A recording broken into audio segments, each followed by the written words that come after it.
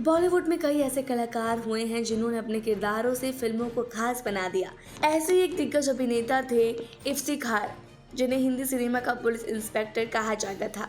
60 से 70 के दशक की लगभग हर फिल्म में उनका पुलिस, जज या डॉक्टर का किरदार नजर आता था। लेकिन खास बात यह है कि उन्होंने हर किरदार में जान डाल दी और दर्शकों के दिलों पर अमिट छाप छोड़ी। इफ्तिखार ने कभी भी एक ही तरह के रोल करने से खुद को सीमित महसूस नहीं किया, बल्कि उन्होंने अपनी अलग पहचान बना ली। वो पुलिस के किरदार में इतने परफेक्ट लगते थे कि असली पुलिस वाले भी उन्हें सैल्यूट करने लगे थे। उनकी संवाद अदायगी इतनी सीधी हुई थी कि दर्शक उनके डायलॉग्स को याद रखते थे। उनकी खासियत ये थी कि वो अपने डायलॉग्स को बड़े ही शांत लहजे में बोलते थे, जिससे उनका किरदार और भी प्रभावशाली लगने लगा था।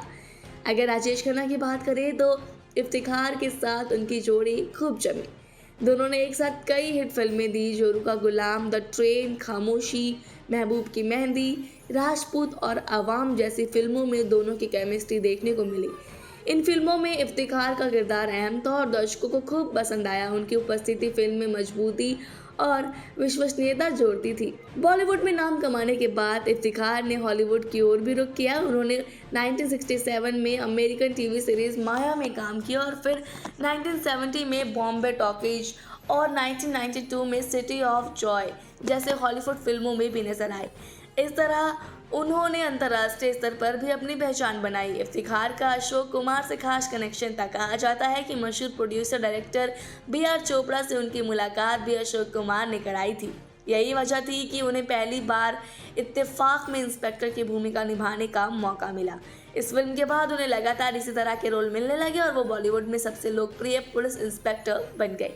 लेकिन बहुत कम लोग जानते हैं कि इफ्तिखार न सिर्फ एक बेहतरीन अभिनेता थे, बल्कि एक शानदार पेंटर भी थे। उन्होंने अशोक कुमार को भी पेंटिंग करना सिखाया था। उनकी कलात्मकता केवल अभिनय तक सीमित नहीं थी, बल्कि वो रंगों और ब्रशों से भी उतने ही माहिर थे। अपने करियर में इफ्तिखार ने 400 से ज़्यादा फिल्मों में काम किया। वो उस दौर के हर बड़े सुपरस्टार के साथ काम कर चुके थे, फिर चाहे वो राजेश खन्ना हो या अमिताभ बच्चन। 70 और 80 के दशक में उनकी मौजूदगी के बिना फिल्म अधूरी मानी जाती थी। लेकिन फिर एक ऐसा समय आया जब जिंदगी ने एक दर्दनाक मोड़ ले लिया। एक बड़े सदमे ने इस दिग्गज अभिनेता को हमेशा के लिए छीन लिया। इफ्तिखार भले ही आज हमारे बीच नहीं है, लेकिन उनकी अदाकारी, उनके निभाए गए किरदार और उनका शांत लेकिन दमदार अंदाज आज भी बॉलीवुड के फैंस में दिलों में जिंदा है। बॉलीवुड से जुड़े रहने के लिए सब्सक्राइब करें हमारे चैनल सौगंध टीवी को।